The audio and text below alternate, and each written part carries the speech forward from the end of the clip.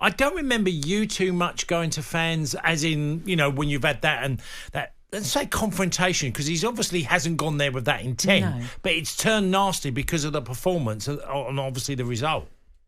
Yeah, well, Tony, it's all changed now. I mean, at the end of a game, you would shake hands with the other manager and disappear down the tunnel. I mean, that was how it was. You didn't go onto the pitch shaking hands with the players of the other team, your team, the referees, everybody.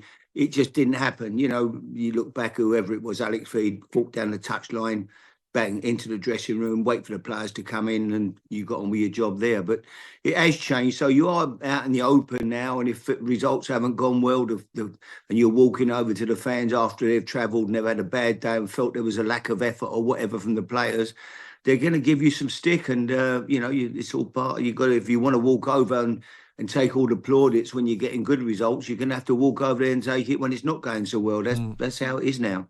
I mean, it's true. You do see it more and more, don't you, with away managers going to their fans, obviously to show the appreciation that they've travelled. What we will say is, yes, you can understand the criticism and why Spurs fans are unhappy with the inconsistency. But when it turns personal, which is what I think he was alluding to with some of the stuff that was said to him, I mean, you're crossing a line that should never be crossed when it comes to a game of football, ultimately. But ultimately, as well, as I mentioned there, it has been a funny season for Tottenham, Harry. I mean, what do you put it all down to? I don't know. I mean, at the start of the year, as you said, they started very well and things, look. But it seems that every time you fancy them to, and you look at the opponents, you think, well, they'll win today.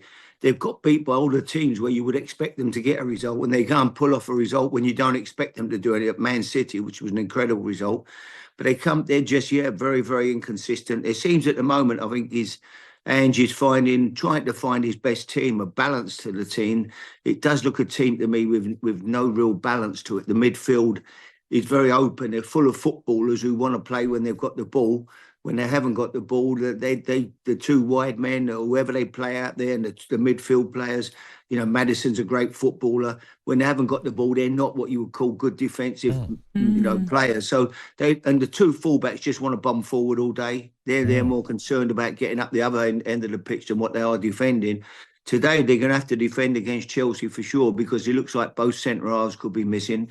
And Davis is out as well. So it's going to be a very makeshift central defensive partnership. Them fullbacks today are going to have to be very solid, stay at home, make sure that they don't leave spaces. And they're going to have to try to pick a midfield that can do a little bit, can do a lot more defensively to protect the centre halves today. So it's going to be a different type of game. If Ange still, persist in attack, they could leave themselves very, very open today and get a bit of a beating, Yeah, and there's a reaction after Bournemouth, because obviously they're expected to get a result because it's Tottenham Hotspur.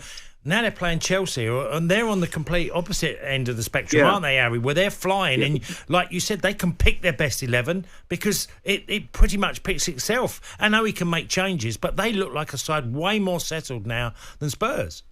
Yeah, I mean, Chelsea have surprised us all, I think, Tony. At the start of the year, you looked at the amount of good players they've got, but you thought, how are you going to fit this lot in? They've got two teams, Yeah. And, you've been in dressing rooms, Tony, where, you've got, if you're not in the side, you only, you can have too many senior players or players who cost big money or think they should be in the team not playing. And it can be a very difficult dressing room. Sometimes, you're better with a tighter knit, smaller type squad. When you've got overloaded with too many top players, it can make, and I thought that would be a problem for them, but they've overcome that. They've handled it very well, and they are playing ever so well at the moment. And you can't write them off. We can all sit and go, well, they can't win the league. Who says why can't they win the league? I mean, it's at the moment they're certainly not favourites. Liverpool are favourites, Arsenal are second favourites, then it's Man City or Chelsea probably. But it's not impossible. They're on a great run. They're winning games. Who knows? I mean, they've certainly got great talent. Cole Palmer is probably the outstanding player in the Premier League for me at the moment. He's fantastic talent, So there's no reason they can't be very, very close to doing it this year. I think that, you've got to fancy Liverpool or Arsenal to win it, but Chelsea could be very dangerous still. And they're dangerous because they've got goals everywhere. You know, they're not solely reliant on Nicholas Jackson. You mentioned Cole Palmer, Noni Madueke, Enzo Fernandez is popping up with goals. And then you have entirely different 11 when it comes to Europe. They've scored 57 times in 22 matches this season in all competitions. That's a staggering amount already.